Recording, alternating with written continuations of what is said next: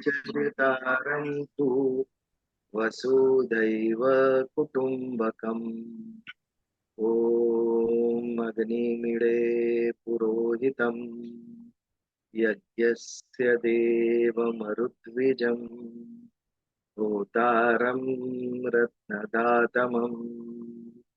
ओम शांति शांति शांति। जय श्री कृष्ण। ईशिता जी, आज जय श्लोक का श्री भावार्थ हमें कहे। सभी को जय श्री कृष्ण। ये है अध्याय 1, श्लोक 29।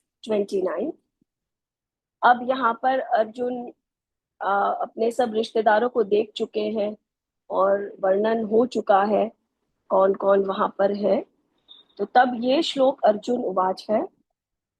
सीदन्ति मम गात्राणि मुखं च परिशुष्यति वेपश्रुतशरीरे मे रोहम रोहमश्रवश जायते। अर्जुन यहाँ पर लिटरली ये कह रहे हैं कि मेरा मुख सूख गया है। वो ये कह रहे हैं कि मेरा मुख शुष्क मतलब शुष्क यानी सूख चुका है। मेरे अपने सभी रिश्तेदारों को देखकर यहाँ पर, और ये भी देख रहा हूं कि सब युद्ध के लिए सुसज्ज है। जो मेरे सामने खड़े हैं वो सारे युद्ध के लिए तैयार होकर आए हैं, और वहां से ऐसा लग रहा है कि वो बिल्कुल आतुर है युद्ध करने के लिए। इस सब रिश्तेदारों को, अपने परिवारजनों को देख करके मेरे हाथ पैरों में जैसे ताकत नहीं है। मेरे हाथ पैर ढीले पड़ गए हैं और मेरा मुख सूख गया है, और मेरे शरीर में कंपन हो रही है जैसे मैं ठिठुर रहा हूं, और मेरे रोंगटे खड़े हो गए हैं। यानी ये इन्होंने जो सारे के सारे लक्षण अपने शरीर के बताए हैं, ऐसे देखने में लगता है कि जैसे कि वो डर गए हैं, वो घबरा गए हैं। पर यहाँ पर ये जो डर है, ये डरपोकपना या कार्पण्य दोष नहीं है। वो एक प्रकार से अपने सब रिश्तेदारों को युद्ध के मैदान में अपने सामने देख करके वो दुखी भी हो गए हैं, विचलित हो गए हैं, and he is overwhelmed with emotion. I hope मैंने श्लोक जितना मैं समझा सकती थी सिंपल तरीके से मैंने समझाया। जय श्री कृष्ण। अच्छा समझाया, बराबर समझाया। पिछली बार हमने विभूति योग का समापन किया, 10वें अध्याय का। संक्षिप्त में पिछले 2 श्लोक को जरा हम देख लें ताकि एक लिंक हमारी जुड़ जाए। यद विभूतिम सत्वम श्रीमद ऊर्जितम एव वा तत्तेदेवागच्छत्व मम तेजोर अश्य संभवम। इतनी सारी विभूतियां, तकरीबन 80 के ऊपर अपनी विभूतियां भगवान ने अर्जुन को कही। और फिर समापन कैसे कहा, कैसे किया उन्होंने कि हे अर्जुन, ये जो तू विभूतियां देख रहा है, कैसी विभूतियां? जो ऐश्वर्य युक्त है, जो ऊर्जा युक्त है यानी बलवान, और जो शोभा युक्त है ब्यूटीफुल, ये सभी विभूतियां। सत्व यानी सजीव निर्जीव दोनों, व्यक्ति पशु या पदार्थ। ये जो तूने विभूतियां देखी मेरी, ऐश्वर्य युक्त, शोभा युक्त और ऊर्जा युक्त यानी बलवान, ये सभी विभूतियां कहां से आई है? मेरे ही योग बल का, मेरे ही तेज का ये अंश है, संगम का। ये मेरा ही तेज है, जितनी भी विभूतियां मैंने तुझे बताई।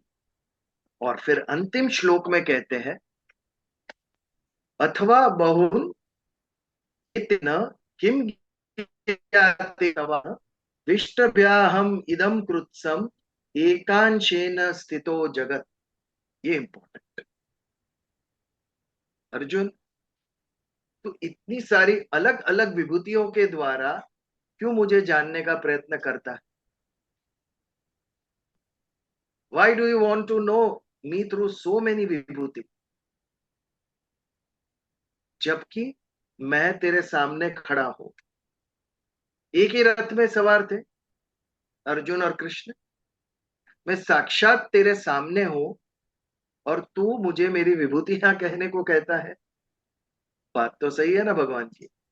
तुम साक्षात परमेश्वर मेरे सामने खड़े हैं, तो मैं उनकी विभूतियों को क्यों पूछ रहा हूं कि आपकी विभूति कौन सी है।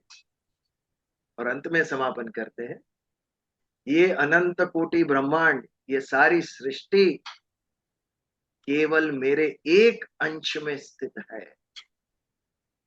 समझिए, भगवान के एक अंश में अनंत कोटि ब्रह्मांड, कितने सारे ब्रह्मांड, कितनी सारी सृष्टि संसार मेरे एक अंश में स्थित है। वैसा मैं पूर्ण संपूर्ण तेरे सामने बैठा हूं और तू मुझे विभूतियों के द्वारा ढूंढ रहा है। ये मूर्खता है। इसका कारण क्या हो सकता है? आगे के 90वें अध्याय में ये बात भगवान ने कही थी, अजानंती माम मूढ़ा मनुष्य तनुमाश्रित। अर्जुन ने प्रश्न किया था, भगवान आप स्वयं परमात्मा है, तो ये जो सामने खड़े हैं ये सब आपकी बात क्यों नहीं मान रहे? इफ यू आर गॉड, हम पांडव तो मान रहे हैं आपकी बात, पर ये कौरव क्यों नहीं मान रहे आपकी बात? बहुत एक साइकोलॉजिकल प्रैक्टिकल बात भगवान ने कही कि ये लोग मुझे एक साधारण मनुष्य समझ रहे हैं, क्योंकि मैंने मनुष्य जैसा शरीर धारण किया है, 2 हाथ 2 पैर, जन्म लिया है मैंने अन्य मनुष्य की तरह, छोटे से बड़ा हुआ और उनकी तरह ही मैंने जिया हूं। इसके लिए जाना इमाम तनुमाश्रित, ये लोग मुझे देहधारी मनुष्य ही समझते हैं। तो यदि मैं उनके सामने विराट स्वरूप में प्रकट हो जाऊं, 1000 हाथ 1000 मुख वाला, तो फिर शायद उनका ओपिनियन बदल जाए, शायद उन्हें मुझ पर श्रद्धा है, कदाचित वो मेरी बात मान ले। लेकिन ये अजानंती, अज्ञानी है, ये जानते नहीं कि मैं कौन हूं। इसके लिए वो मेरी बात नहीं मान रहे, एक सामान्य मनुष्य समझ रहे। कदाचित अर्जुन का भी यही हाल है। स्वयं भगवान उसके सामने एक मनुष्य के स्वरूप में बैठे हैं, इसके लिए उसे विश्वास नहीं हो रहा है कि ये साक्षात नारायण है। ये विश्वास संपन्न करने के लिए, श्रद्धा उत्पन्न करने के लिए वो कहता है कि मुझे आपकी विभूतियों के बारे में कहे, अशेषेण, आपकी संपूर्ण विभूतियों के बारे में मुझे कहिए।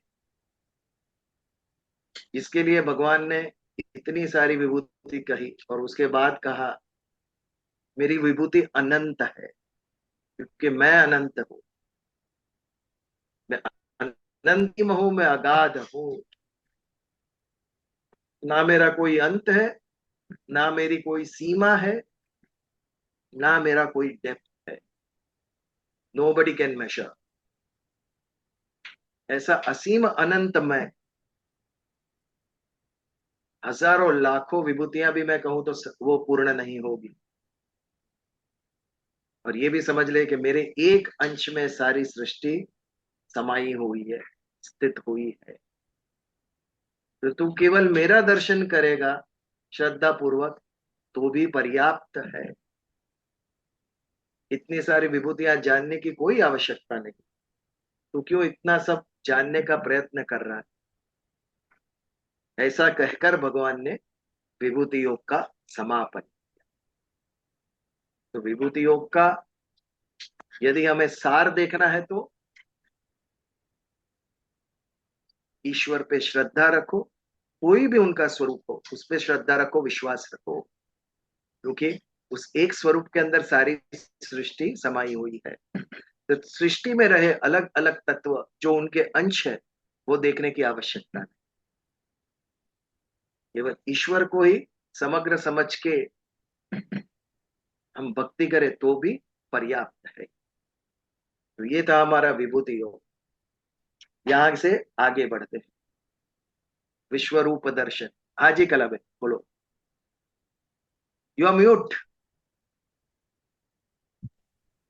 હા બીજલભાઈ, વિભૂતિ યોગમાં પહેલા એમ જ સમજાતું હતું કે ઈશ્વર એમ કહેવા માંગે છે કે સર્વમાં હું જ છું, પણ તમે એટલું સરસ રીતે એક્સપ્લેન કર્યું છે, સુંદર રીતે, તો બહુ સારી રીતે સમજવા મળ્યું. Thank you. પણ આગળ જુઓ, એક કન્ફ્યુઝિંગ શ્લોક હતો જેમાં ભગવાન એક શ્લોકમાં કહે છે કે હું બધામાં સ્થિત છું ને ઇમિડિયેટલી બીજા શ્લોકમાં કહે છે હું બધામાં સ્થિત નથી. ધેટ વોઝ વેરી ઇમ્પોર્ટન્ટ કે જ્યારે ઘડો બને છે ત્યારે ઘડામાં માટી છે, પણ જ્યારે એ ઘડો નાશ થઈને ફરી માટી બને ત્યારે માટીમાં ઘડો નથી. એ સમજવાનું છે.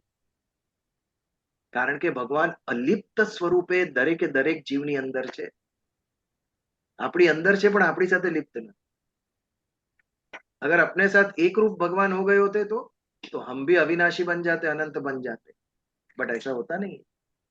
और यदि हम दोनों एक रूप हो गए होते तो भगवान शायद मृत्यु पहा हो जाता है उनका भी, वो भी विनाशी हो जाते हैं हमारी तरह, शरीर की तरह है अंदर, किंतु अलिप्त स्वरूप से।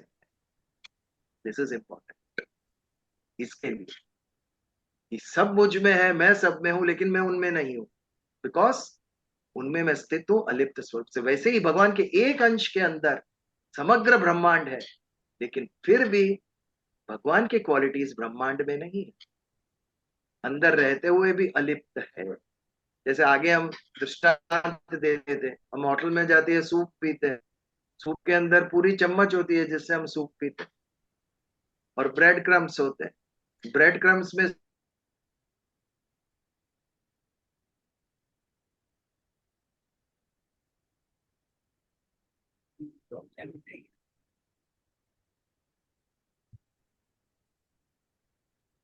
Network issue. Vijal ji is frozen. I think उनका Yes. नेटवर्क ड्रॉप हो गया वापस. नहीं, उनका बिल्डिंग के यहाँ कुछ प्रॉब्लम चल रही ना, बोल रहे थे. बीच में कट हो रहा है. बीजल भाई वो ब्रेड क्रम के बाद अटक गया है. वापस विजल जी वापस सूप पी लो. विजल जी सूप वापस पीना पड़ेगा आपको. वो वापस अटक गया था. आप अटक गए हो. आपने सूप सूप के के पोर्शन बाद से अटक गए थे. दिस नेट इज वीक, मैं हॉटस्पॉट पे कन्वर्ट कर रहा हूँ उसको, बट कैन यू हियर ना? Yeah now we can hear you.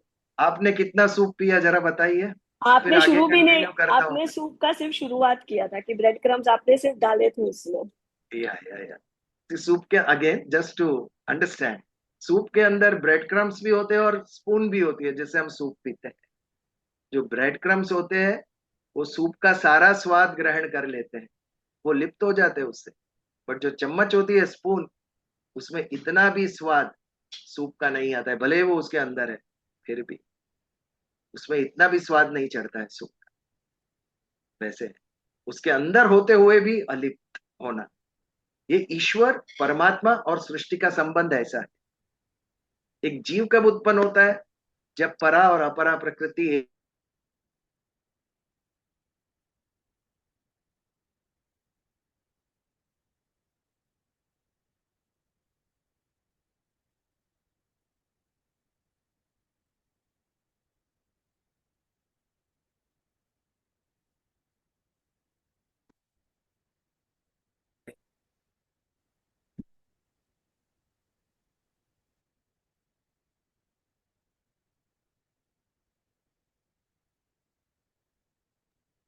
Hello, just 2 minutes, I'm shifting to hotspot.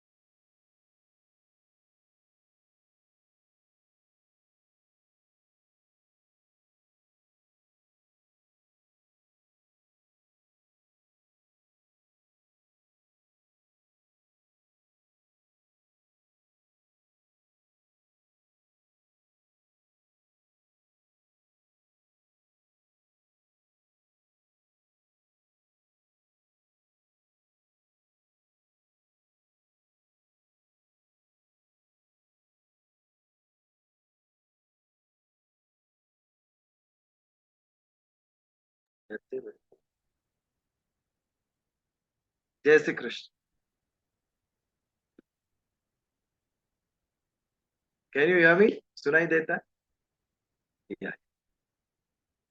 जैसे ही नेटवर्क जाता है तो आप सब फ्रीज हो जाते हो, और जैसे ही नेटवर्क आता है सब हिलने लगते हैं, लाइफ आ जाती है आप सबके अंदर।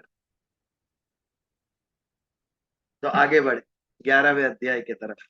विश्व रूप दर्शन, पहला श्लोक। मदनुग्रहाय परमं गुह्यम अध्यात्म संगीतम यत्त्वयोक्तं वचस्तेन मोह्यम विगतो मम।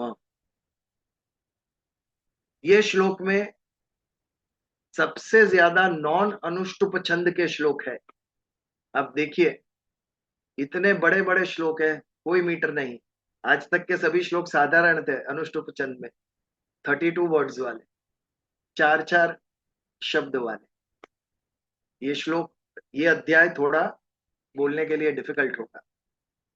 मदन अनुग्रहाय परमम, अनुग्रह यानी स्नेह, प्रेम, मद यानी मेरे तरफ। अर्जुन कहते हैं भगवान आपको मेरे तरफ स्नेह है। क्यों है? क्योंकि आगे एक अध्याय में भगवान ने कहा था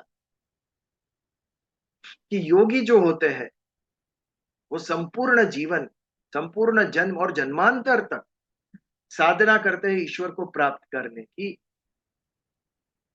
मुक्ति प्राप्त करने की। लेकिन मेरा वो भक्त जिसके ऊपर मेरी कृपा होती है, मेरी कृपा से एक क्षण में मैं उसको मुक्ति दिला देता हूं, वो मेरे दर्शन कर लेते हैं। तो इसके लिए अर्जुन यहां पर कहते हैं कि शायद मैं ऐसा भक्त हूं आपका प्रभु, आपको मेरे ऊपर अनुग्रह है, इसके लिए बिना साधना के, भक्ति के कारण आपने मुझे इतनी विभूतियां दिखाई, और आगे भी आप मुझे आपका दर्शन कराने वाले हैं। निश्चित ही मेरे ऊपर आपका अनुग्रह है, आप मुझे अपना परम भक्त मानते हैं। ये प्रेम जो आपने मुझे दिखाया है उसके लिए मैं गदगद हूं। तो मद अनुग्रहाय परम गुह्यम अध्यात्म संगीतम। गुह्यम यानी जो सबको पता नहीं है, रहस्यमय। भगवान का स्वरूप ये सबसे रहस्य है, वो इज गॉड, ये सबसे गुह्यम है। आज तक हमने जो कल्पना की है वो केवल कल्पना है। भगवान की मूर्तियां बनाई मनुष्य ने, छवियां बनाई, बट उसमें से एक को भी भगवान का दर्शन नहीं हुआ। हमने जो वर्णन सुना है साधु संतों से, उसके आधार पर हमने ये मूर्तियां, ये छवियां बनाई। लेकिन सत्य यह है कि बड़े बड़े ऋषि और देवताओं की भगवान का स्वरूप नहीं जाना है। रहस्य क्या है कि समग्र सृष्टि में ईश्वर स्थित है, और समग्र सृष्टि ईश्वर के अंदर स्थित है। हम तो ये भगवत गीता में से पढ़ रहे हैं, लेकिन सबसे पहले ये समझाया भगवान ने अर्जुन को, ये उनके स्वरूप का रहस्य था। वो कौन है? वो परम तत्व है जिनसे सारी सृष्टि, ब्रह्मा जी, देवता, राक्षस, यक्ष, गंधर्व, मनुष्य, पशु, पक्षी, सब उनसे उत्पन्न हुए हैं, उनमें स्थित है और उन्हीं में विलीन हो गए। ये बात पहली बार भगवान ने अर्जुन को समझाई। और यहाँ विभूति योग में कहा कि मेरे एक छोटे से अंश में सारा ब्रह्मांड स्थित है। ये परम गुह्य, ये परम रहस्यमय, ये ज्ञान पहली बार भगवान ने अर्जुन को कहा। उसके बाद जब संजय ने धृतराष्ट्र के द्वारा भगवत गीता प्रकट हुई बाहर, तब मनुष्य ने ये जाना। लेकिन ये रहस्य सबसे पहले अर्जुन ने जाना। इसके लिए गुह्य, तम और अध्यात्म संगीतम। व्हाट इज अध्यात्म संगीतम? अध्यात्म यानी आत्मानि अधि इति अध्यात्म, जो आत्मा से रिलेटेड है वो अध्यात्म। तो यहां पर विभूति योग में भगवान ने आध्यात्मिक बात कही उसे, कि हर एक जीव, हर एक भूत उसमें जो स्थित है उसको जन्म मैं देता हूं, क्योंकि मैं उसके अंदर हूं। मेरे अंदर से, मैं उपादान कारण था, मेरे अंदर से सृष्टि निर्माण हुई, तो सृष्टि के अंश अंश में मैं हूं। जब गेहूं के आटे से रोटी बनती है तो रोटी के हर एक कण में गेहूं होता है। वैसे ही कोई पदार्थ नहीं था जिसमें से ये सृष्टि उत्पन्न हुई। देयर वॉज नो मैटर जिसमें से सृष्टि उत्पन्न हुई। ईश्वर ने स्वयं के अंदर से इस सृष्टि को उत्पन्न किया। इसके लिए ईश्वर का हर एक अंश इस सृष्टि के कण कण में है। और विभूति योग के संपन्न किया तब कहा भगवान कि मेरे एक अंश में सारी सृष्टि समाई हुई, हर एक विभूतियों में मेरा अंश है। कुछ भी जो तू तेजस्वी देख रहा है, विशिष्ट देख रहा है, विलक्षण देख रहा है, ये सभी के अंदर मेरा अंश है। ये जो आध्यात्मिकता समझाई, एक शरीर है, एक आत्मा है। बाह्य सृष्टि को विज्ञान समझाता है, astronomy, astrology, physics, chemistry, biology, इसके द्वारा हम जड़ तत्व सीखते हैं। लेकिन अध्यात्म तत्व सीखने के लिए कोई स्कूल, कोई प्रोफेसर, कोई टीचर नहीं। वो हमारी इनवर्ड जर्नी है। हमें अपने आप सीखना है, प्रैक्टिस करना है, सीखना नहीं। गुरु से समझने के बाद वो प्रैक्टिस, अभ्यास हमें स्वयं करना है। कोई दूसरा हमें मोक्ष नहीं दिला सकता।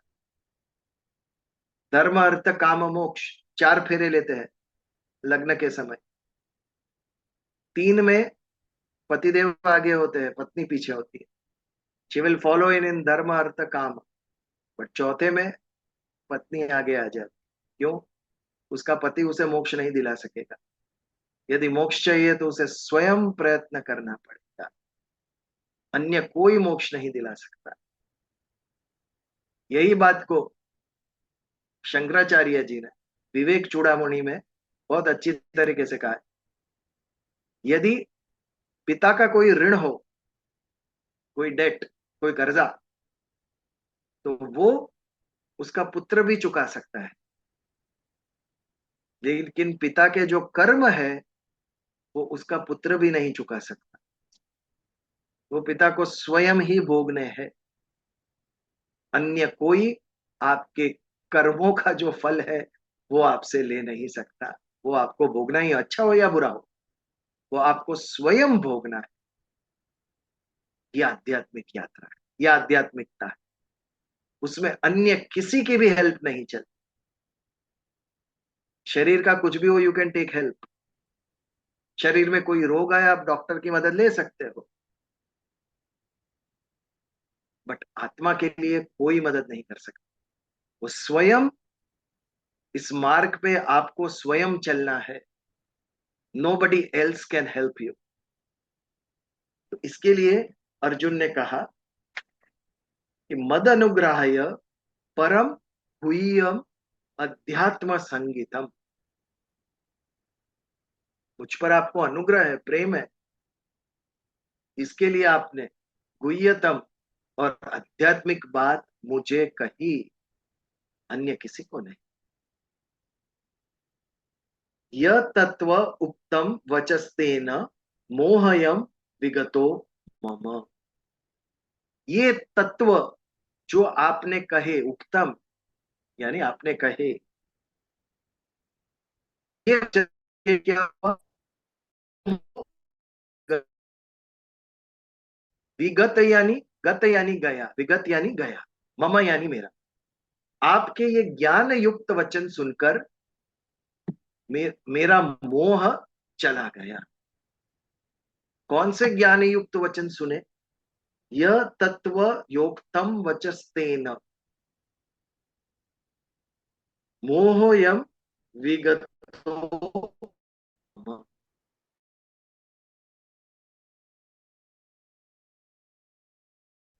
अविकंपेन भक्ति योग। भक्ति सब करते हैं, अधिक मास में ज्यादा होती है। अभी अधिक मास चल रहा है, इसके पीछे कारण एस्ट्रोलॉजिकल था। चंद्र, हमारे यहाँ चंद्र से समय नापा जाता था, चंद्र की गति पे, और एक सूर्य की गति पे समय नापा जाता था। इन दोनों के अंदर अंतर था थोड़ा।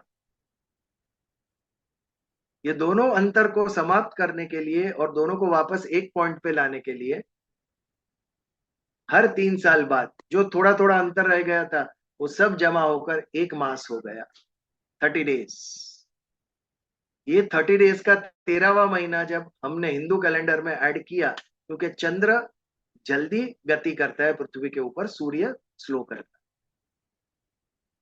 तो ये चंद्र कैलेंडर में यानी हमारे हिंदू विक्रम संवत में 13वां महीना ऐड किया गया।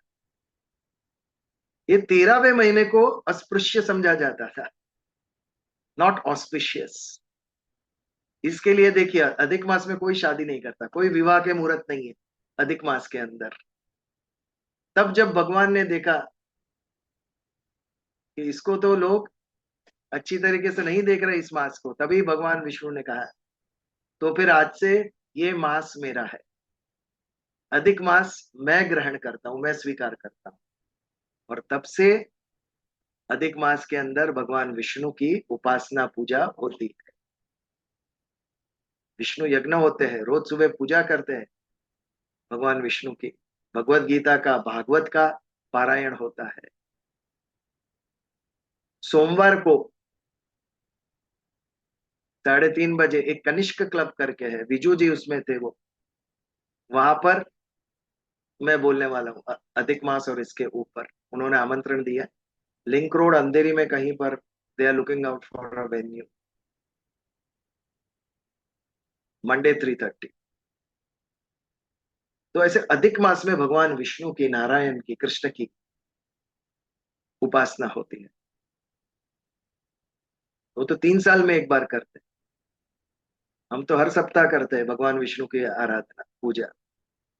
हमारे लिए तो हर महीना अधिक मास है, और ऐसा ही होना चाहिए ना। क्यों 3 साल में एक बार खाली भक्ति विशेष होती? हर साल होनी चाहिए, हर मास होनी चाहिए। तो मुझ पे अनुग्रह करके आपने रहस्यमय, और आपके वचन, कौन से वचन? भगवान ने जो तत्व कहा, कौन सा तत्व? विभूति समझाते हुए कि इस सृष्टि में जो भी सारी श्रेष्ठता है, हमें संसार की तरफ आकर्षित क्या करता है? हमारी इंद्रियों को क्या आकर्षित करता है? सुंदरता आकर्षित करती है, श्रेष्ठता आकर्षित करती है हमें। फलों में भी जो सबसे ज्यादा टेस्टी होता है आम, वो लोगों को पसंद होता है। हर एक इंद्रिय को जो श्रेष्ठ है वही आकर्षित करता है। फिर भगवान ने कहा ये जो भी श्रेष्ठ देख रहा है ना अर्जुन, वो मेरे ही योग और ऐश्वर्य है। तेरी दृष्टि बदल, तेरे योग बल से, मेरे योग बल से जो सिद्धि प्राप्त हुई, उसी से ये ऐश्वर्य निर्माण हुआ है। तो इसमें सुंदरता देखने की बजाय तू मेरा दर्शन कर। यदि उसकी सुंदरता देखेगा तो तेरी इंद्रिय आकृष्ट होगी और तुझे सुख मिलेगा, और तू वापस वो भोगने की इच्छा करेगा। ये चक्र चलता ही रहेगा और तू उसमें बंध जाएगा, तेरी भोग दृष्टि निर्माण होगी। लेकिन यदि तू उसमें मेरा दर्शन करेगा तो भोग की जगह भक्ति निर्माण होगी। इसके लिए कहा है ना, छलयताम ध्रुतम अस्मि। जो छलने वाली विद्या है उसमें धृत मैं हूं। जुआ, गैम्बलिंग, प्रश्न होता है ना कि भगवान कहते हैं गैम्बलिंग मैं हूं।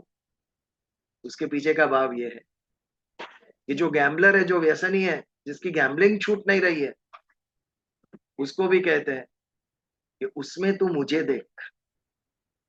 जब मुझे देखेगा तो धीरे धीरे तेरी आदत भक्ति में परिवर्तित हो जाएगी। ये इसके पीछे का गूढ़ रहस्य, विभूति योग के पीछे का। तो ये तत्व जब अर्जुन ने समझा, तब उसकी भक्ति स्थिर हो गई, जो जिसमें कंपन नहीं है। कंपन यानी हिलना, हिलना। हमारे निश्चय स्थिर नहीं है, हमारे निश्चय हिल जाते हैं। नए साल में 1 जनवरी को जितने रेजोल्यूशन निर्णय लेते हैं, वो 2 सप्ताह में फुस हो जाते हैं, क्योंकि हमारा जो निर्णय, हमारा जो निश्चय, जिसे धृति कहते हैं, वो स्थिर नहीं है। हमारी इच्छाएं, कामनाएं, आलस्य, ये हमारे निर्णयों को हिला देती, इसे कंपन कहते हैं। हमारे भक्ति में भी यही होता है।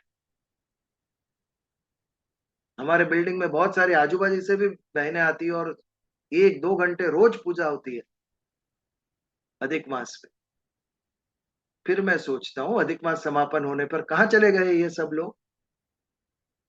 3 साल में एक बार ही भक्ति करनी है हमें, कोई ढूंढे नहीं मिलता। ये अभिकंपेन योग नहीं है, ये कंपेन भक्ति योग है। अधिक मास समाप्त होते ही खत्म, भक्ति हिल गई हमारी। तो जो भक्ति हिलती नहीं है, स्थिर हो जाती। स्थिर कब होती है? जब हमें ईश तत्व का अनुभव होता है। ये संसार में जो कुछ भी मैं देख रहा हूं, वो सब तो ईश्वर है, तो मैं क्यों उसके पीछे लगा हूं? इसका जो मूल है, जो सत्य है, उसके पीछे क्यों ना लगो? पर इसके कारण भक्ति स्थिर होती है हमारी। फिर हमारी इंद्रियां, हमारा सुख, हमारा आलस्य उसको हिला नहीं सकते। दिस इज अविकंपेन भक्ति योग। तो जिसने ये तत्व से जान लिया कि ये सारी सृष्टि में जो विभूतियां है, वो भगवान के योग के द्वारा उत्पन्न हुआ ऐश्वर्य है, फिर उसकी भक्ति हिलती नहीं है। ये ज्ञान अर्जुन को प्राप्त हुआ। इसके लिए कहते हैं अर्जुन कि आपके वचन सुनकर मेरा मोह विगतो मम, मोहो अयम विगतो मम। मेरा जो मोह था वो गया। हम नॉर्मल लैंग्वेज में समझते वो मोह मतलब आकर्षण, बट आध्यात्मिकता से देखे तो मोह यानी मूढ़ता, अज्ञान। आकर्षण का कारण अज्ञान है। जो ज्ञानी है वो आकर्षित नहीं होता है, जो अज्ञानी है वो जड़ सृष्टि से आकर्षित होता है। अष्टवक्र का नाम सुना होगा, बहुत बड़े भारत के चिंतक हो गए वो। यहां तक कि उन्होंने अष्टवक्र गीता लिखी हुई है। ये श्रीमद् भगवत गीता और वो अष्टवक्र गीता। अष्ट यानी 8, वक्र यानी जो सीधे नहीं है, टेढ़े है, वो वक्र।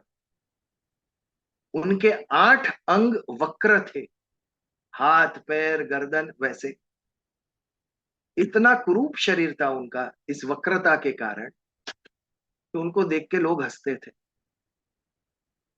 तो एक बार जनक राजा के दरबार में याज्ञवल्क्य मुनि ने डिबेट रखी थी, चर्चा, शास्त्रार्थ रखा था, और उसमें याज्ञवल्क्य के पिताजी ने भी पार्ट लिया था। तो बहुत टाइम हो गया, तो वो उनको ढूंढने आए, और जैसे ही वो सभा में आए, तभी तो वो कुमार अवस्था में थे, 14-15 साल के रहे हो। तो उनको देखकर सारी सभा में एकत्रित हुए ज्ञानी सब, जो शास्त्रार्थ कर रहे, आध्यात्मिक चर्चा कर रहे, सब हंसने लगे जोर जोर। उनका ये कुरूप शरीर देखकर उन्होंने हंस लिया, सारी सभा ने हंस लिया। उसके बाद याज्ञवल्क्य ने जोर जोर से, आई एम सॉरी, अष्टवक्र ने जोर जोर से हंसना शुरू। सब सोच रहे ये क्यों हंस रहा है, इसे देखकर, जिसे देखकर सब लोग हंस रहे, वो भी हंस रहा है जोर से। तो जनक राजा ने पूछा कि मैं समझ गया कि ये लोग आप पर क्यों हंसे, आपका ये वक्र शरीर देखकर, आपकी कुरूपता देखकर हंसने लगे, लेकिन आप क्यों हंसे इन लोगों पर? बहुत सुंदर उत्तर दिया उन्होंने। आपकी सभा में शास्त्रार्थ करने सब चमार जमा हुए हैं। चमार यानी मोची। चमार जो होता है उसका नजर केवल चमड़े के ऊपर होता है। इन लोगों के लिए मैं सिर्फ ये हाड़ मांस पर लगा हुआ चमड़ा ही हूं। वो लोग मेरे शरीर को देखकर हंस रहे हैं, जो कि मैं हूं ही नहीं।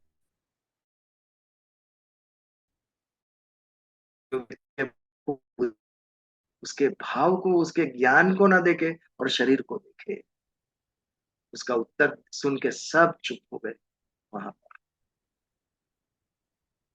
ये तत्व से जानना, संसार की सृष्टि को भी ऐसे जानना है, सृष्टि की सुंदरता को ऐसे देखना है। ये जो दिख रहा है ना, उसके पीछे जो तत्व है वो ईश्वर है। इसके ऊपर लक्ष्य होना चाहिए, नहीं तो हम चमार, हम सब चमार, उससे आगे कुछ भी नहीं। भले ही कितनी डिग्री लियो, कितना फ्लुएंटली इंग्लिश बोले, लेकिन समझे नहीं हम। हमने शिक्षा ली है, बुद्धि है, लेकिन समझ नहीं है हमारे यहाँ। तो ये बात यहाँ पर है। अविकंपेन भक्ति योग, जिसने मुझे तत्व से जाना उसका अज्ञान गया, उसकी मूढ़ता गई। और जैसे ही ज्ञान हुआ तो अपने आप जो मोह होता है इंद्रिय और विषय को देखकर इंद्रियों को, वो मोह का नाश होता है। तो ये अर्जुन कहते हैं, यत त्वय उक्तम वचस्तेन मोहो अयम विगतो मम। आपके इस वचन को सुनकर मेरे मोह का, मेरी मूढ़ता का, मेरे अज्ञान का नाश हो गया है। क्योंकि आप मुझ पर अनुग्रह किया, आपने आपने गुह्यतम विद्या मुझे सिखाई और आध्यात्मिकता भी आपसे मैंने सीखी। ये था पहला श्लोक 11वें अध्याय विश्व रूप दर्शन का।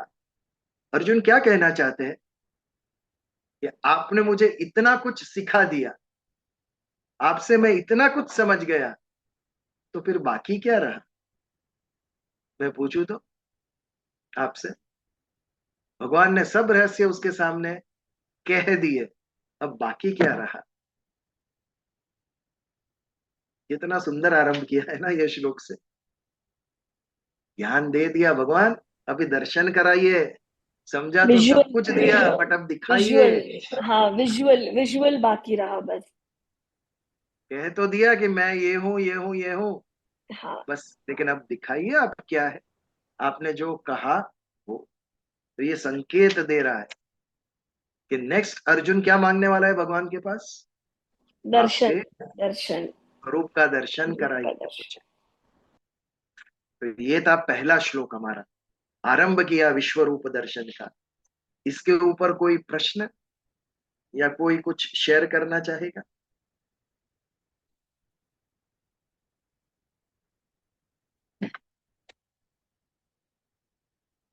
आज पवन जी नहीं है हमारे।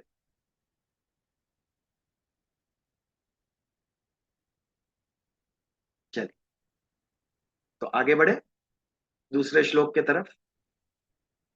अध्याय 11वां विभूति योग, श्लोक 2। भवाप्यो यौ हि भूतानां श्रुतौ विस्तरशो मया त्वत्तः कमलपत्राक्ष महात्म्य अपि च अव्ययम्। भवाप्यो हि भूतानां, भवाप्यो यानी ये भूत यानी जीव सारे, भवाप्यो यानी उनका उद्भव, उनका स्थित रहना और उनका विनाश। कहां से होता है? आपसे ही होता है प्रभु। इसका उद्भव भी आप है, इनका विनाश भी आप है। भवाप्यो ही भूतानां श्रुतो विस्तरशो मया। श्रुतो यानी सुना, मैंने आपसे ही विस्तार से सुना अब तक। 10-10 अध्याय भगवान ने अर्जुन को समझाए।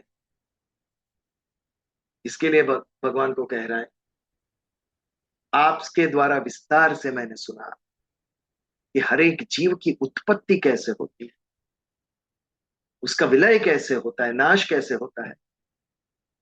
आप ही उत्पत्ति करते हो, आप में ही उसका नाश होता है, विलीन होता है आप में। और मध्य में जो वो जी रहा है, वो जीवन भी उसका आप ही चलाते हो। कैसे चलाते हैं? ऊर्जा स्वरूप। यदि आत्मा तत्व जो परमात्मा का अंश है, ईश्वर का अंश है, वो निकल जाए तो हमारे अंदर बोलने की भी, देखने की भी ऊर्जा नहीं रहेगी। अर्थात आत्म स्वरूप से शरीर के अंदर स्थित होकर आप हरेक जीव को चलाते हो, तो जिसे हम जीवन कहते हैं। संपूर्ण जीवन आपके कारण चलता है, अर्थात आप ही चला रहे हो। और केवल मनुष्य में नहीं, वनस्पति, वृक्ष, लता, सभी जगह पर परमानेंट ये आत्मा का भाव है, चेंज ये प्रकृति का भाव। सृष्टि में कुछ भी स्थिति नहीं है, there is no present tense. या हम एक वाक्य बोलते हैं, तब तक जो शुरू किया था वो पास्ट में चला गया। There is only past and there is only future, because present is continuously changing. तो ये सब जो है रहस्य, वो सब आपने मुझे विस्तार से, मैंने आपसे सुना है। त्वत्त कमल पत्राक्ष, आपसे ही मैंने सुना है। कमल पत्राक्ष, ये क्या हुआ? कमल पत्राक्ष, ये कुछ आध्यात्मिक कॉन्सेप्ट है क्या?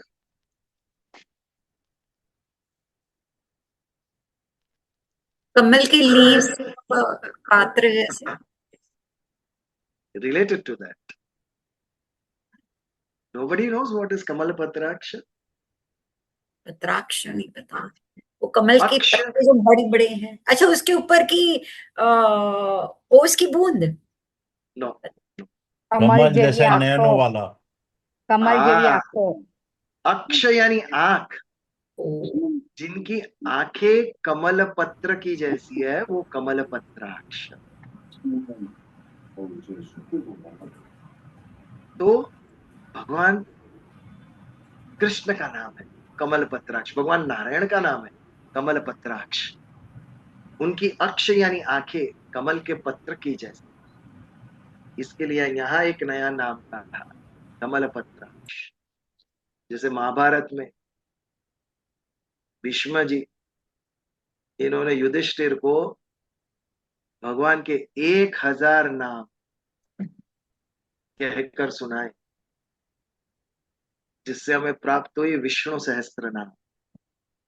भीष्म जी ने कहे युधिष्ठिर को भगवान नारायण के 1000 नाम, और वो आज हम विष्णु सहस्त्र नाम के रूप में पठन करते हैं हम उसका। तो यहाँ पर कमल पत्राक्ष ये भगवान नारायण का एक नाम है। तो त्वत्तः कमल पत्राक्ष महात्म्य अपि च अव्ययम, आपसे ही आपका महात्म्य और अविनाशी स्वरूप, अव्यय यानी अविनाशी, आपका अविनाशी स्वरूप मैंने सुना है।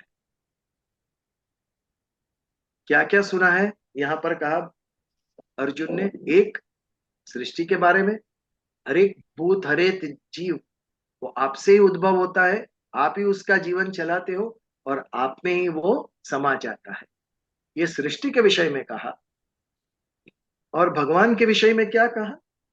त्वत्तः कमल पत्राक्ष महात्म्य अपि च अव्यय, मैंने आपसे ही सुना। क्या सुना? आपका महात्म्य, योर ओन ग्रेटनेस। बिकॉज ये भगवान कहते नहीं अर्जुन को, तो अन्य किसी की तो क्षमता ही नहीं थी कि भगवान का जो महात्म्य है उसे जान सके। इसके लिए भगवान को स्वयं कहना पड़ा उनसे, तू मुझे क्या समझ रहा है, दिस इज माई ग्रेटनेस। तो आपसे ही मैंने आपका महात्म्य सुना और आपका जो अविनाशी स्वरूप है, अव्यय स्वरूप है, ये स्वरूप मैंने आपसे ही समझा है। तो पुनः वही प्रश्न, वही संकेत अर्जुन दे रहा है ना कि आपने इतना कुछ तो मुझे कह दिया। ये जगत कैसे उद्भव होता है, कैसे चलता है, कहते हैं उसका नाश होता है। मैंने आपसे आपके बारे में भी आपने मुझे कह दिया। आपका क्या महत्व है, आपका क्या अविनाशी स्वरूप है, ये भी आपने मुझे कह दिया। क्या संकेत दे रहा है अर्जुन? पुनः वही संकेत दे रहा है। इतना कुछ आपने कह दिया भगवान, अब मुझे दिखाइए आपका स्वरूप क्या है। आपका स्वरूप मुझे देखना है। भगवान का परम भक्त है अर्जुन। भगवान को अपार स्नेह है अर्जुन के ऊपर। अर्जुन का अर्थ ही है जो सरल स्वभाव का है वो। That is the meaning of word Arjun. और देखना, जो भी विनम्र सरल स्वभाव का ऑनेस्ट होगा, उसके ऊपर प्रेम आएगा ही लोगों को। जिसमें सरलता नहीं है वहां पे कम प्रेम उत्पन्न होगा। तो क्योंकि अर्जुन के अंदर ये गुण था, इसके लिए भगवान को अर्जुन के ऊपर स्नेह उत्पन्न हुआ। भगवान ने सब कुछ कह दिया अर्जुन को, कुछ भी नहीं छुपाया। अन्य देवताओं को, महर्षियों को भी जो ज्ञान नहीं दिया था, वो भगवान ने अर्जुन को दिया। क्योंकि कई बार भगवान ने कहा कि तुझ में असूया नहीं है, तू दोष नहीं देखता है, इसके लिए तू मेरा परम शिष्य है। तो तेरे ऊपर मुझे इतना स्नेह है। इतने सारे दुर्गुणों में से भगवान ने एक ही दुर्गुण अगेन एंड अगेन कहा कि तुझ में दोष दृष्टि नहीं है, तू किसी का दोष नहीं देख। तो हमें इससे हिंट लेनी चाहिए ना कि सबसे पहले हमें क्या करना है। सबसे पहले लोगों में से दोष देखना दूर करना है। बट ये करे कैसे? दोष यानी नेगेटिविटी, नेगेटिविटी यानी अंधकार। अंधकार को भगाए कैसे? लाठी लेके मारेंगे तो भाग जाएगा अंधकार, ये झाड़ू से मारेंगे तो भाग जाएगा? अंधकार को भगाने के लिए प्रकाश करना पड़ता है, पॉजिटिविटी। वैसे ही यदि दोष दृष्टि नहीं रखनी है, किसी में दोष नहीं देखना है, तो लोगों के अंदर गुण देखना आरंभ करो। कोई भी व्यक्ति हो, वस्तु हो, कुछ भी हो, परिस्थिति, उसमें अच्छा क्या है उसके ऊपर लक्ष्य करो। बुरा क्या है उसके ऊपर लक्ष्य नहीं करना है। उसमें अच्छा ही क्या है उसकी बात करो। उसमें गुण क्या है देखो। हम दोष दृष्टि से देखेंगे तो दोष दिखाई देंगे सामने वाले, और गुण ढूंढेंगे तो उसके गुण भी दिखाई देंगे हमें। तो ना क्यों ना पॉजिटिविटी लाए, दोष दृष्टि की जगह गुण दर्शन क्यों ना करें हम अन्य में। ये एक छुपा हुआ सटल मैसेज है भगवत गीता का। अर्जुन क्यों प्रिय है? क्योंकि उसके अंदर दोष दृष्टि नहीं। अन असूय, असूया यानी दोष देखना, उसके अंदर दोष दृष्टि नहीं है, वो अन असूय है। तो हमें भी वो होना चाहिए। दोष दृष्टि ना देखने के लिए गुण देखना पड़ेगा, क्वालिटी देखनी पड़ेगी लोगों के अंदर। तब धीरे धीरे हमारी दृष्टि बदलेगी, पॉजिटिविटी आएगी हमारे अंदर। तो इस श्लोक में भी अर्जुन ने वही बात कही कि आपने विस्तार से मुझे सृष्टि के बारे में, हर एक भूत जीव के बारे में, परा अपरा प्रकृति के बारे में और आपके स्वयं के बारे में मुझे कहा। आपका क्या महात्म्य है, आपकी क्या अविनाशी तत्व है आपका, ये आपने मुझे समझाया। आगे उस डिमांड आया तो ऑलरेडी बैठ अर्जुन रथ के अंदर, गांडी अपना धनुष्य बाण साइड पे रख के, सिर पे हाथ रख के बैठ गया था रथ के अंदर कि मुझसे लड़ाई नहीं होगी। तब भगवान ने भगवत गीता का आरंभ किया, कहने का, उपदेश देने का आरंभ किया। दैट मीन्स अर्जुन धरने पे बैठा है। डिमांड्स लेके। तो अभी आगे डिमांड करने वाला है अर्जुन। क्या डिमांड करेगा? अंतिम डिमांड, आपके विश्व रूप का दर्शन कराइए मुझे। आपने जो जो भी कहा है वो देखना है मुझे। ये आगे के श्लोक में अर्जुन की डिमांड से आएगी। और उसके बाद भगवान विराट स्वरूप कहेंगे, दिखाएंगे उसे, लेकिन हम केवल उसका वर्णन सुनेंगे भगवान के द्वारा। तो आज इस दूसरे श्लोक पर हम आज का समापन करते हैं।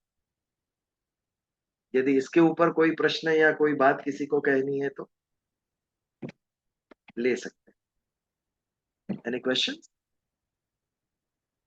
या फिर अगले मंगलवार को 9:15 बजे पुनः उपस्थित होंगे।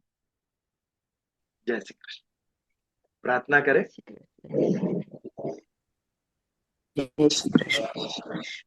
शन्नो मित्रः शन् वरुणः शन्नो भवत्व अर्यमा शन्नो इंद्र बृहस्पति शन् विष्णुरुक्रम। ओम शांति शांति शांति। जय श्री कृष्ण। जय श्री कृष्ण। जय श्री कृष्ण। जय श्री कृष्ण।